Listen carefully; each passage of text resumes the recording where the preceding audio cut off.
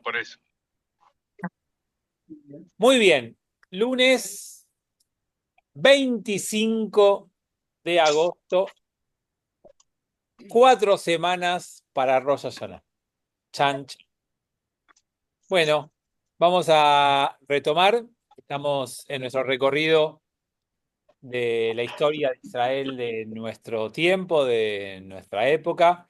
Creo que por la época en la que vamos, ya todos nacimos, ¿no? Estamos 1977 arrancamos hoy. No, no habías nacido. Ah, ¿vos tampoco? Tenemos dos que Yo no. no, yo, yo no. Samuel tampoco. ¿Qué? Vos Samuel, tampoco. Samuel dice que él tampoco había nacido. No, La segunda vez. La segunda vez. Bueno, vamos a contarle a nuestras dos compañeritas jóvenes qué pasó en esos años. Bueno, habíamos hablado en el encuentro pasado hasta la operación Entebbe, que fue quizás lo más emblemático del 76, y a partir de 1977 hay un cambio de gobierno. ¿Naciste en el 77? Bueno, hay un cambio de gobierno. Resulta que eh, estaba en el gobierno de Isaac Rabin, y Rabin había estado en Estados Unidos previamente y había dejado una cuenta abierta en dólares en Estados Unidos. Y cuando era primer ministro, hay una normativa que te prohíbe no tener una cuenta o no haberla declarado. No recuerdo si fue porque no había declarado o no podía. Una cuenta, cuando él estudió allá o vivió allá, era una cuenta de gastos. No estamos hablando ni de millones de dólares, nada, pero obviamente había un poquito más de restricciones en cuanto a todo esto de la corrupción, y eso fue un escándalo, fue complicado, tuvo que renunciar, y entonces hay elecciones anticipadas en Israel. Y después de casi 30 años de hegemonía absoluta y total de la izquierda, hemos hablado del partido Mapay, Mapam y después Abodá, digamos, un cambio de partido, pero básicamente la fuerza dominante fue la misma desde el 48 hasta el 77. En las elecciones del 77 gana Menachem Begin y cambia totalmente por primera vez todo el panorama. ¿Admitir a alguien? Todo el panorama de la vida, esperen, no se apuren, todo el panorama de la vida política de Israel hasta ese momento. Menachem Begin fue un derechista en Israel desde el origen. Él comandaba el Etzel, Irgun Tzvai Leumi, lo habíamos estudiado acá, uno de los grupos que luchaba por la independencia de Israel, pero no el oficial, sino uno más extremo. Dentro de ese grupo, por ejemplo, protagonizó la voladura del Hotel King David cuando estaban los altos mandos de los ingleses en ese lugar. Eh, Menachem Begin tuvo algunas situaciones medio complicadas, como el barco Altalena, no sé si recuerdan. Ya estaba casi el 48 con la oficialidad. Ben Gurión había llegado a un acuerdo con los ingleses que no debían llegar ningún barco con armas. Él mandó a traer igual un barco con armas. Ben Gurión se vio obligado a bajar, a hundir ese barco lleno de armas. Digamos, hubo algunas situaciones, tengo que admitir más gente, perdón que me distraigo. No, fue en esos momentos. 48, eso que pasó. Eh, ahí está. Pero básicamente, digamos, un Menachem Begin es un personaje bastante interesante porque descubrió que había un votante potencial al que los partidos de izquierda no llegaban, que era el sefaradí. El sefaradí. Toda esa cantidad de inmigrantes que llegaron de los países árabes después del 48 se habían instalado, y después de unos años habían nacido los hijos de ellos y había toda una generación muy importante de judíos sefaradíes que estaban como invisibles para la política israelí. Entonces, ¿cómo? No, no, tal vez. él les habló a ellos y los llevó a su redil. No es que eran todos con la misma ideología, pero él entendió cómo hablarles. Un ejemplo, el israelí es muy informal, es muy desprolijo. Menachem Begin estaba de traje. Digamos, hay cosas culturales que Además, un hizo poquito. que le llegara a un público, espero que los voy a silenciar a los que están ahí, que no estaba la política israelí acostumbrada a hablarles, no les hablaba. Si alguien quiere decir algo, se tiene que desmutear y hablar. No les llegaba, no les hablaba y él lo hizo. Entonces, ¿qué pasa? Leo. ¿Qué era ser de derecha en 1950, 1960 en Israel? O sea, había muchos concilios que se oponían a eso. No tiene, en Israel la derecha y la izquierda no tiene que ver con lo económico, que después por supuesto que va a haber una división por ese tema, pero más que nada tiene que ver con el vínculo con los árabes. Los partidos de izquierda estaban más a favor de la convivencia, mucho más a favor del Estado palestino, mucho más a favor de un acuerdo de darles tierra simplemente a cambio de paz. Eran mucho más cercanos a todo lo que tenga con el mundo árabe. La derecha era mucho más combativa, mucho más de la idea de hacer asentamientos, de no ceder nada, de que solamente aceptaban un acuerdo de paz por paz, y después si querés hablemos de la tierra. Digamos, tenía que ver más con cuestiones políticas de paz con los árabes o del vínculo con los árabes que con lo económico, que también tenía sus influencias, y también había una cuestión como clásica, pero básicamente tenía que ver con eso. Entonces, lo que va a hacer Menachem Begin cuando asume, y esto es quizás lo interesante, es que invita a el presidente egipcio a que venga a visitar a Israel. O sea, en el primer año de gobierno, cuando logra armar gobierno, lo invita a Anwar el Sadat a que venga. Ah, perdón, no les dije algo importante. No importante, pero para que sepan. El partido de derecha histórico en Israel se llamaba Heirut, desde 1948, hablo, ¿no? Ese partido aglutinaba a la derecha y unos años antes del 77 fundan el Likud para que con el Likud puedan llegar a el gobierno. Entonces, ¿Qué año fundan el Likud? no me acuerdo. No, pero Begin era. Menachem Begin aglutina a la derecha. Acuérdense que no llega un partido al gobierno, llegan una coalición, llegan varios partidos. La política es muy compleja. No es como acá decir, bueno, ganaron los peronistas. Digamos, ahí es una votación, se arma una coalición de 6, 7 partidos, 8 partidos, cada uno aporta un poco, se reparten los ministerios. No es tan lineal como acá. Digamos, a grandes rasgos, Menachem Begin es el nuevo primer ministro, representa a la derecha, tiene una postura distinta, pero justamente, si la izquierda hubiera iniciado las conversaciones de paz con Egipto, la derecha la hubiera boicoteado, no hubiera estado de acuerdo, se hubiera opuesto. Ahora, si la derecha convoca a la paz y lo invita a Assad, la izquierda, ¿qué va a decir? Que venga, obviamente, no solo que no le queda otra, está a favor, porque eso es lo que su agenda marca. Entonces, siempre se piensa en Israel que la paz con los árabes la puede hacer la derecha, que la izquierda es muy difícil que la pueda hacer. Desde la izquierda lo pueden hacer únicamente los que llegan a primer ministro después de haber sido grandes estadistas, Shimon Peres, o grandes generales, Yitzhak Rabin.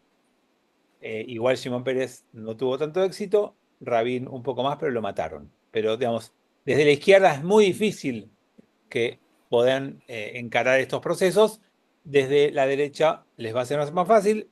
Entonces hay una invitación de Begin para que Sadat visite Jerusalén y viene, acepta la visita, después obviamente de algunas idas y vueltas, y está en Al-Aqsa, que es la mezquita que está en la explanada, la cúpula gris, no la dorada, y después va y habla en la Knesset, en el Parlamento israelí. Acontecimiento totalmente revolucionario que el presidente egipcio dirija palabras en la Knesset cuando Israel tenía ocupado la península del Sinaí. ¿Está bien? Sabemos, estamos hablando de una situación de dos países no solamente enemigos, sino con Israel ocupando todo el Sinaí. Obviamente que el discurso tiene que ver con la retirada israelí, con el acuerdo de paz y demás, pero fue muy, muy significativo y como consecuencia de esas cosas, los países árabes que no están en esta sintonía amenazan con romper y después finalmente van a romper relaciones con Egipto. Jordania, Siria, Irak, Yemen, rompen su relación con Egipto por acercarse, por iniciar Pues, un acuerdo de paz, esperen que tengo que mentir a alguien, por este acercamiento con Israel, rompen estas relaciones con Egipto. Entonces, comienzan formalmente, después de ese acontecimiento, las negociaciones para un acuerdo de paz encabezados por Menachem Begin, por Anwar Sadat y por Jimmy Carter. Carter era el presidente de Estados Unidos y es quien se involucra personalmente en todo esto. Obviamente que no fue nada fácil, pero finalmente logra armar en 1978, año siguiente, una reunión cumbre en lo que se llama Camp David. Ustedes lo han escuchado muchas veces. El acuerdo de Camp David, hay un montón de acuerdos en Camp David, porque Camp David es el lugar de vacaciones de los presidentes de Estados Unidos. No es que solamente el acuerdo de Camp David hace referencia al de Egipto e Israel, pero emblemáticamente fue súper importante porque ahí se llegó a dos grandes acuerdos.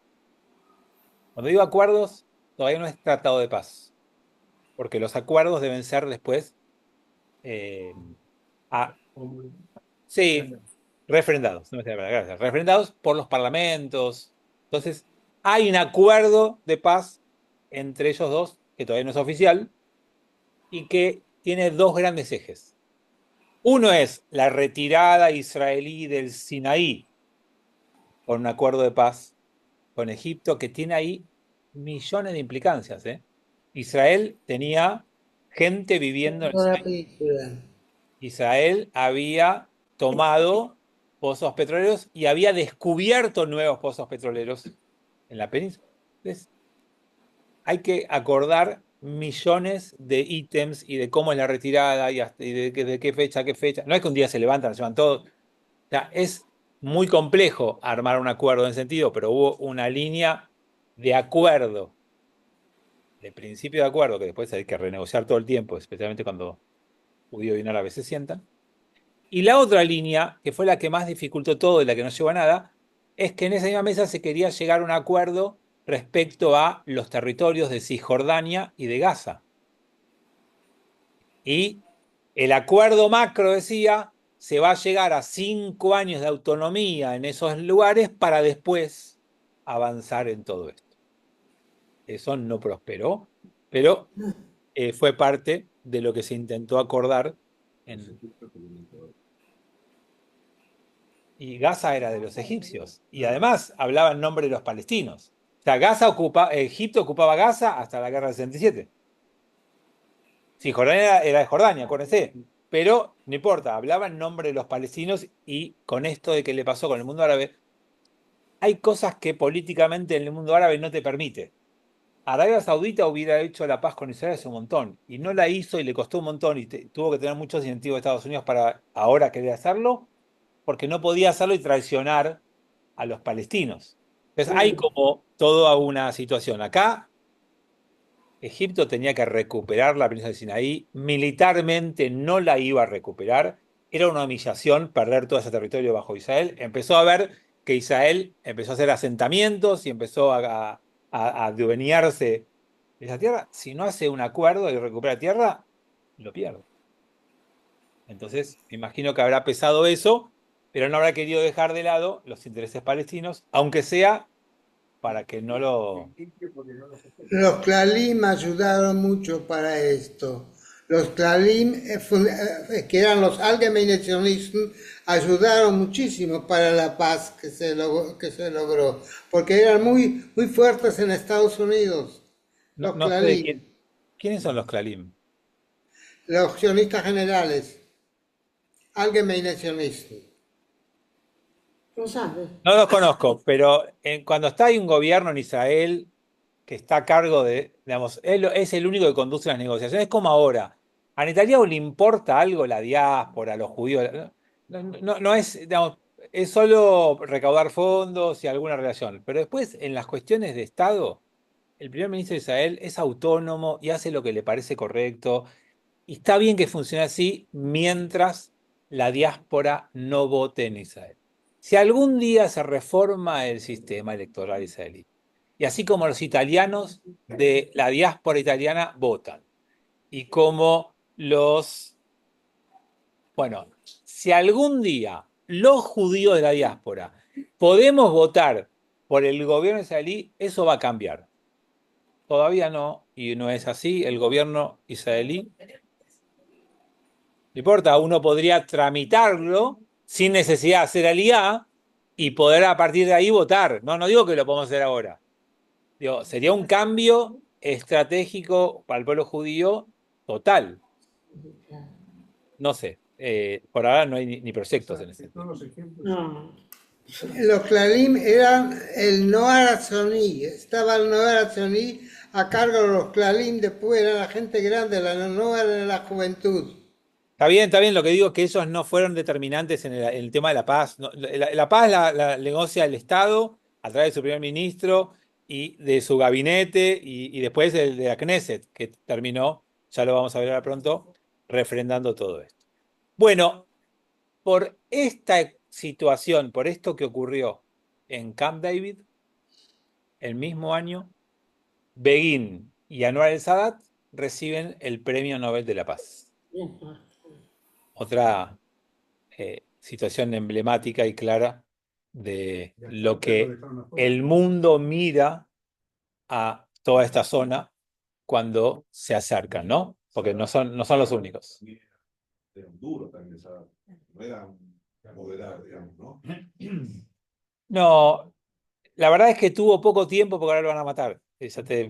No tuvo tanto tiempo y venía de Nasser, que fue un duro tremendo, y después va a seguir Mubarak. No se caracterizó por ser un duro, tuvo que hacerse un poquito el duro para poder hacer la paz, pero eso es en las democracias. Ahí no hay democracia. La logran dos duros, digamos. Sí, ¿Israel qué logró? ¿Solamente paz? no. Logró que Egipto reconozca el Estado de Israel y con ese reconocimiento firme un acuerdo de paz. Sí, sí. No es poco, no es poco.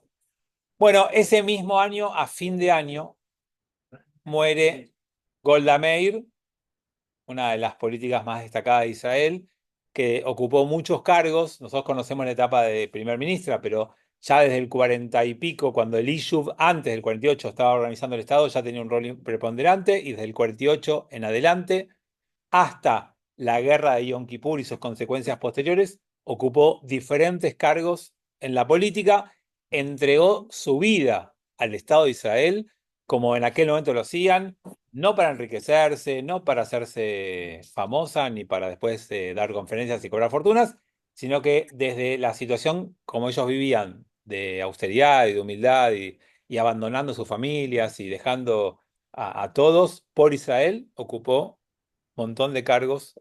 Y bueno, nada, lo que pasó ya lo vimos, lo que pasó en la guerra de Yom Kippur, le costó su carrera política y después finalmente, poquitos años después, se encuentra la muerte.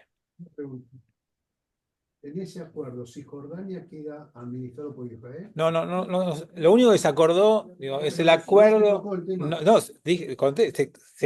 Se lograron dos acuerdos generales. Ahora vamos a ver cómo se traduce todo esto en la práctica. Al año siguiente, ya en el 79, que sorprende al mundo, lo que todos conocen. ¿Ya naciste? Ah, qué linda bebé. Bueno, con ese nacimiento, fíjense lo que pasó ese año. Ustedes conocen, la revolución iraní. O sea, en 1979 se cae el régimen del Shah de Persia en Irán y asume la revolución con Khomeini. Y ese mismo año que cambia el mundo en lo que tiene que ver con Irán, cambia el mundo con que finalmente, con los acuerdos de los parlamentos y con los detalles de la letra chica, el primero de los dos acuerdos que se hablaron en Camp David se logra y se firma un tratado de paz. Con todo lo que costó negociar, todo lo que les conté antes, y con cosas que van a seguir apareciendo porque no fue, había que hacer un transfer de población israelí, de colonos que se habían establecido en la península. Hubo, como les dije, desmantelar industrias, hacer acuerdos petroleros. Israel quería garantizarse el suministro de petróleo, le exigía a Estados Unidos ese tipo de suministro garantizado si le escaseaba el petróleo. Le exigía a Estados Unidos que no le venda cierto armamento a los países árabes, especialmente a Arabia Saudita que se estaba armando. Digamos, eran acuerdos de todo tipo que, cuando decís que consiguió Israel, buscaba otro tipo de cosas, siempre los países le exigía préstamos más grandes a Estados Unidos, nada. Siempre aprovechan estas cosas para cierta resguardo o de aprovechar para obtener algo más a cambio. Pero Israel lo que más necesitaba era ganar reconocimiento del vecino más importante que había iniciado todas las guerras hasta ese momento con Israel. El que había comandado la guerra del 48, la guerra del 67 y la guerra del 73 fue Egipto. Entonces, lograr un acuerdo de paz con Egipto no es menor. Y de hecho, hasta el día de hoy sigue siendo el gran baluarte que tiene Israel en la zona para ser validado como tal. Al año siguiente, crisis económica en Israel, como a veces pasaba, y aparece, se lo quería mandar porque me parece interesante, la moneda shekel nace en 1980, después de Caro. Y antes que La lira estaba, Había inflación. había inflación y cada tanto hubo varios periodos de mucha inflación, de mucho lío. En unos años vino un plan de estabilización muy importante, pero todavía no llegamos a eso.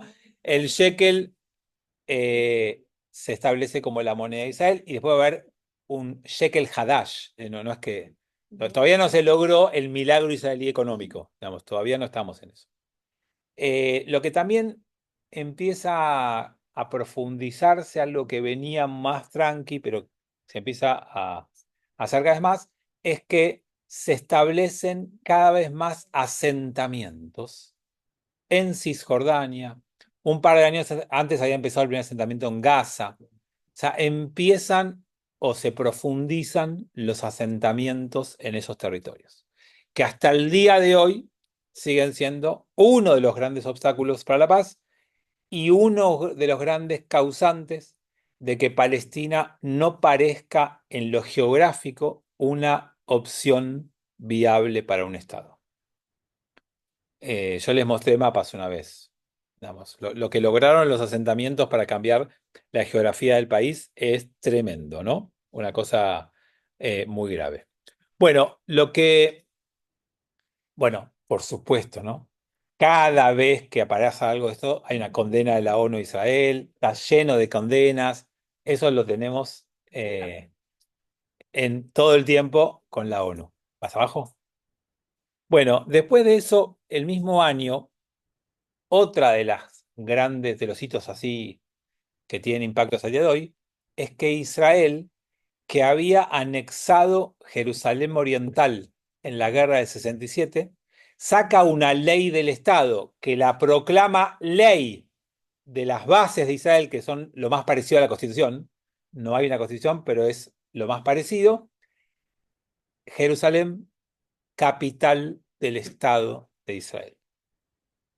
Esa ley, 1980. Claro, lo que pasa es que Jerusalén occidental funcionaba, pero el mundo no reconoce a Tel Aviv como capital económica. Pero la capital siempre se buscó en ese lugar. Acá tampoco es reconocida por el mundo. De hecho, lo que dice Caro, las embajadas de los países de Israel, en la mayoría de los casos, están en Tel Aviv, no están en Jerusalén. Solamente cuando un país reconoce la anexión que hace Israel de Jerusalén y la instalación de su capital, le pone una embajada ahí. Cosa que son muy pocos los países. Milei lo prometió. Las capitales te lo muestran como si fuera Tel Aviv. Pero eso es porque la mayoría de los países no reconoció la anexión de Israel. Hay una resolución, creo que de noviembre de 1979 de la ONU, que reconoce a Jerusalén como Estado. No, si Israel lo declara en el 80. Resolución de la ONU. Bueno, en 1980 la ONU reconoce a esta capital. Bueno, No. no, Israel no tiene duda. Me quedé pensando lo que viene y en el 81 empiezan o se profundizan los conflictos con el Líbano. Acuérdense que la OLP, que había sido echada de Jordania, que lo vimos acá, Septiembre Negro, ¿se acuerdan? Gran parte de esos terroristas se fueron al norte, al Líbano. Y desde el Líbano hacían incursiones, había ataques terroristas, había secuestros, digamos, todo lo que conocemos de lo que suele hacer el Medio Oriente del terrorismo. Y entonces se profundiza cada vez más y ya se huele a guerra, que va a ocurrir el año que viene, pero digamos, empieza ya a demandar la sociedad israelí una respuesta. Kiryat Shmona en el norte empieza a sufrir un montón de consecuencias.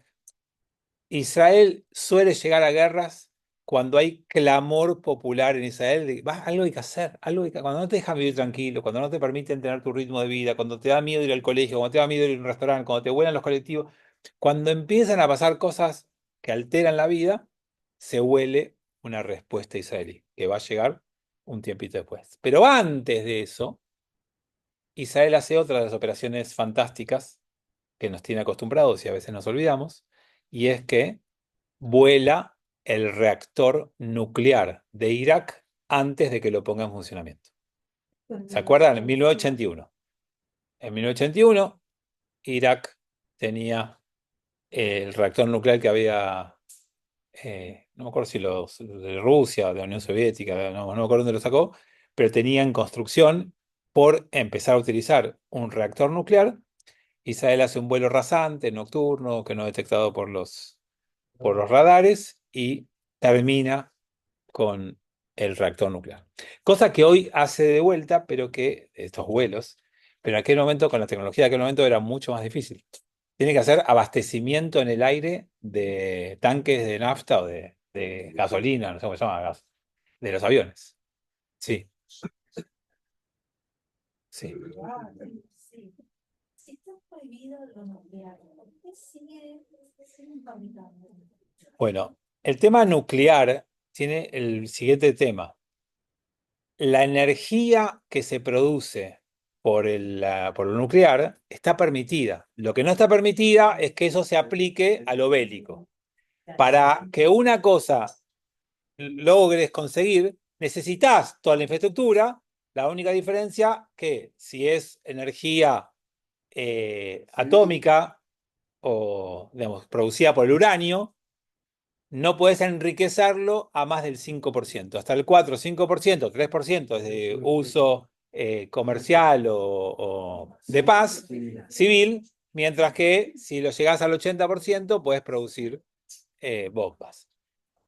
Entonces, la gente, los países, siempre dicen, como dice Irán ahora, que es para uso civil, que es para producir energía, que no tiene intenciones de otra cosa, y después no permiten las inspecciones o permiten hasta por ahí nomás y demás. Lo que se hizo ahora con Irán se hace en medio de un contexto de guerra, pero en ese momento, o sea, no había un contexto y me imagino que Israel habrá quedado como un asesino. Sí, fue muy criticado, sacaron declaraciones en la ONU que lo condenan, pero todo el mundo le agradeció. O sea, cuando vos tenés un líder como era Saddam Hussein, en un lugar como Irak, y que hay una perspectiva de que tenga una bomba atómica, ningún país quiere. Entonces, por supuesto que están las condenas del momento, pero no pasó demasiado. Acuérdense que Irán e Irak estaban en guerra, 1980-1988 es una guerra entre Irán e Irak. El mundo estaba convulsionado, digamos, ese mismo año, 1981, matan a Anwar el-Sadat en Egipto por haber firmado la paz con Israel. O sea, no estábamos hablando de un mundo muy calmo y por supuesto que hay condenas, pero nada, sigue. Como ahora Israel bombardeó Estados Unidos, no, eso lo dio hoy, digo, Israel bombardeó Irán Pero bueno, estamos. Están todos contentos. y Estados Unidos bombardeó Irán. Israel no estaba en guerra con Irán. Y después permitió que Irán tire 4 o 5 misiles a una base que despejó antes y listo. Cosas que pasan en este mundo que a veces uno le cuesta entender. Bueno, entonces Sadat es asesinado, como te dije antes, Leo, asume Mubarak, que es bastante más conocido para nosotros porque, bueno, estuvo muchos años en el cargo. Y entonces finalmente Israel decide que el Líbano no era más un vecino con el cual estaba dispuesto a convivir en estas circunstancias y emprende lo que llamó Operación Paz para la Galilea. La Galilea es el norte de Israel. Y a lo que a Israel le interesaba no es el Líbano, es que haya paz en el norte, en la Galilea. Entonces realiza lo que llaman, eufemísticamente hablando, Operación Paz para la Galilea. No es una guerra, es una operación para la paz. Y entonces, para lograr, pero es verdad, o sea, Israel no tiene intención de quedarse con el Líbano. Lo que no quiere es que le caigan cohetes o que le invadan o que le crucen la frontera. Bueno, el ejército israelí invade Líbano en una operación que fue tremenda, llegó hasta Beirut, rodeó Beirut, bombardeó Beirut, se quedó mucho tiempo ahí en Beirut y en el Líbano en general. O sea, fue una operación que era necesaria, sí. Pero aparentemente hubo un general llamado Ariel Sharon que puede ser que haya avanzado un poco más de lo que se esperaba. Que puede ser que en el terreno tomó algunas decisiones con un poco de autonomía. No sé, digamos, por supuesto que hay versiones para un lado, para el otro, juega mucho la política. Ya estamos tan cerca de los acontecimientos que es difícil tomar objetividad, porque depende, digamos, la postura política del que escribe. Pero lo que sí les puedo decir es que más allá de que Israel invadió, rodeó la capital, la atacó, la sitió y se quedó como 2, 3 años en el Líbano en general y después hasta el 2000 con una franja de seguridad de 20 kilómetros en el norte de Israel, en el sur del Líbano, tomó un terreno y se quedó para que no llueva nada más hacia el norte israelí y para que haya paz en la Galilea. Hubo un acontecimiento que fue el que marcó quizás la mayor tragedia de esa operación y el mayor exceso de esa operación. Resulta que Israel, perdón, que el Líbano es un lugar que es multiétnico y que tiene diferentes facciones. Y son los cristianos. O sea, en el Líbano había una cristiandad muy fuerte y por supuesto estaban los grupos musulmanes, como ustedes conocen. Esos grupos estuvieron enfrentados mucho tiempo. El lado cristiano sentía que en el último tiempo le habían asestado muchos golpes. Israel se siente más cómodo negociando con los cristianos que con los musulmanes. Y aparentemente en ese avance israelí había 2 granjas o 2 aldeas llamadas Sabra y Yatila, Sabra y Yatila, que eran espacios, ciudades, no son ciudades, son aldeas musulmanas, y entraron las falanges cristianas en una zona que había pasado el ejército israelí y que estaba bajo el territorio que estaba ocupando Israel, y que en ese momento el ejército israelí miró para otro lado. No provocó la matanza, pero no la impidió. Entonces entraron las falanges cristianas y asesinaron aproximadamente a 3.500 personas.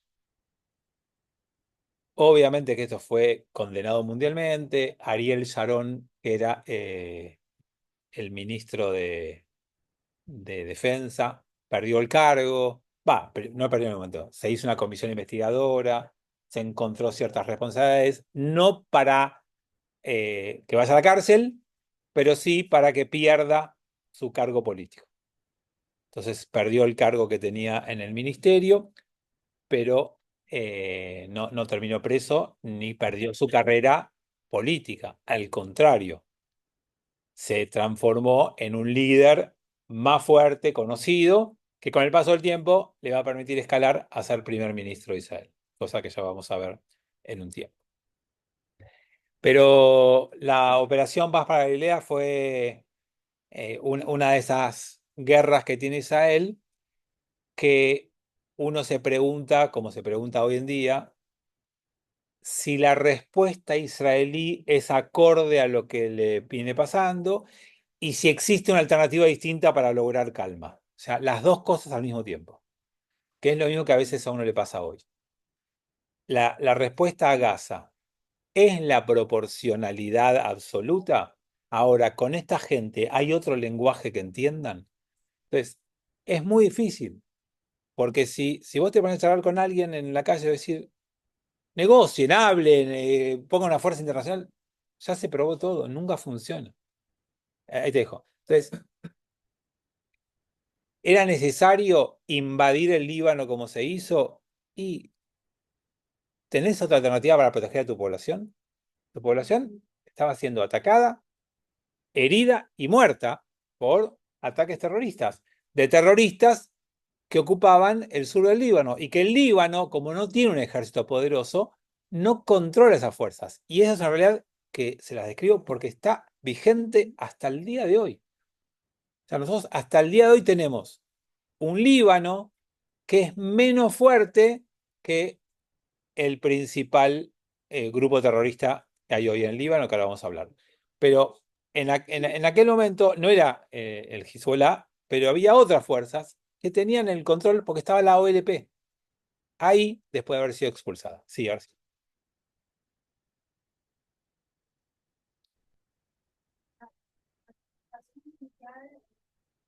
Contra Israel.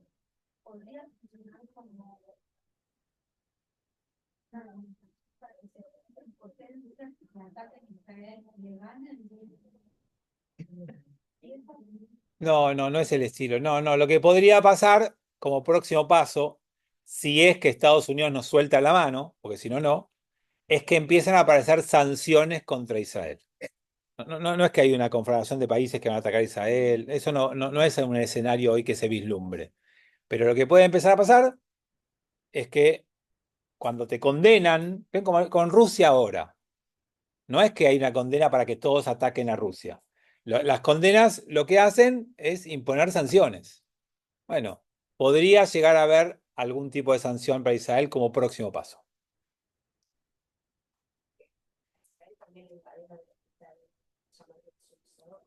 No se lo invadió, se lo bombardearon.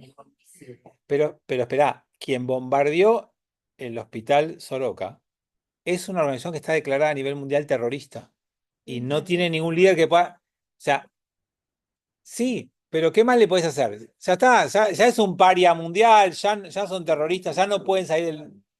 Lo que pasa es que a ellos no les importa todo esto y a Israel, que lo condenen le importa, que sus dirigentes tengan sanciones le importa. Eso es lo otro que puede pasar. No solamente sanciones contra el gobierno, sino contra algunas personas que tengan pedido captura, que no puedan salir de Israel, que tengan, digamos, que les congelen bienes en el exterior. Esas son las cosas que sería lo esperable si, esperemos que no, esta línea prospere, ¿no? No un ataque. Bueno, como consecuencia de la operación Paz para Galilea, nace en el sur del Líbano una fuerza chiita chiita es una de las dos grandes ramas del Islam, con la intención de seguir luchando contra Israel, que se llama Hezbollah, el Partido de Dios. Nace con el apoyo de Irán. Nace en el sur del Líbano. Irán está ocupado en su guerra con Irak. Todavía no tiene. Nace en el sur del Líbano para seguir luchando contra la ocupación israelí, y eso también ocurre en parte porque Israel entró para limpiar el Líbano de la OLP, en cabeza de Arafat, quien estaba ahí comandando todos estos acontecimientos. Entonces Israel limpia una fuerza terrorista con fuerza y siembra en esa violencia una nueva fuerza. Porque Arafat es expulsado del Líbano, se va a Siria y es expulsado de Siria después por los sirios, no por Israel, por los sirios, y se va, no, a Túnez. Y se establece la organización de la OLP, la Organización para la Liberación de Palestina, en Túnez, porque no tenía quien lo reciba. Sí, Leo. Iban palestinos o algo por el estilo que venían de Jordania. Lo conté recién, sí, lo vimos. Eso fue lo de Septiembre Negro, 1970. Bueno, una parte sí, pero otra parte fue expulsada, pero sí, por eso digo, de todo ese mundo, echás a algunos y nace otra organización. Entonces, a partir de ahí tenemos Hezbollah. Claro, bueno, desde ese momento hasta hoy, nunca hubo un gobierno en Líbano con la fuerza tal de lograr eso. No hay manera. El Líbano, integra. El Líbano, amigos, el Líbano era un lugar fantástico en Medio Oriente. Y lo perdió justamente por estas luchas internas, por estas facciones terroristas que fueron tomando este Líbano y que desarmaron la vida tranquila que tenía. Bueno, por alguna razón que desconozco, en este año mismo renuncia Menachem Begin. En realidad en el 83, todavía estamos en el 82, ¿no? En 1983 renuncia Menachem Begin y uno de sus ministros va a continuar el gobierno hasta que el año siguiente se convoca elecciones. El ministro que continúa el gobierno se llama Itzhak Shamir, otro gran conocido de los que seguimos un poquito la política israelí, que asume el gobierno hasta que, me quedé sin batería, hasta que al año siguiente Itzhak Shamir, hasta el año siguiente se convoca a elecciones y hay elecciones y se arma un gobierno de unidad y queda Shimon Peres como primer ministro y Itzhak Shamir como viceprimer ministro y como ministro de Relaciones Exteriores, como tratando de repartirse equilibradamente los puestos entre la derecha, Shamir, y la izquierda, Rabin. Perdón, dije Rabin, ¿no? Perdón, Pérez. Pérez queda como la cabeza, pero es un gobierno de unidad con bastante equilibrio en el poder. Y a partir de ahí, lo último que les quiero contar, porque me quiero ir, porque tenemos asamblea, por eso algunos se levantaron y se fueron, tenemos la asamblea en Lambert. Los próximos 2 años va a haber varias, se llaman Operación Moisés, que no es canastitas, sino que es la traída de judíos etíopes a Israel. Hay unos 7.000 judíos etíopes traídos a Israel en esta operación que tiene lugar entre el año 1984 y 1985. Hay una operaciones para traer 7.000 y 7.500 judíos de Etiopía. El objetivo era rescatarlo. Sí, por la tremenda inseguridad que tenían por los conflictos internos que hay en Etiopía, y entonces los rescataron. Bueno, con esto necesito cerrar para ir a la asamblea, pero nada, seguimos avanzando y el lunes que viene seguimos. Quiero tratar de llegar un poco más hasta hoy.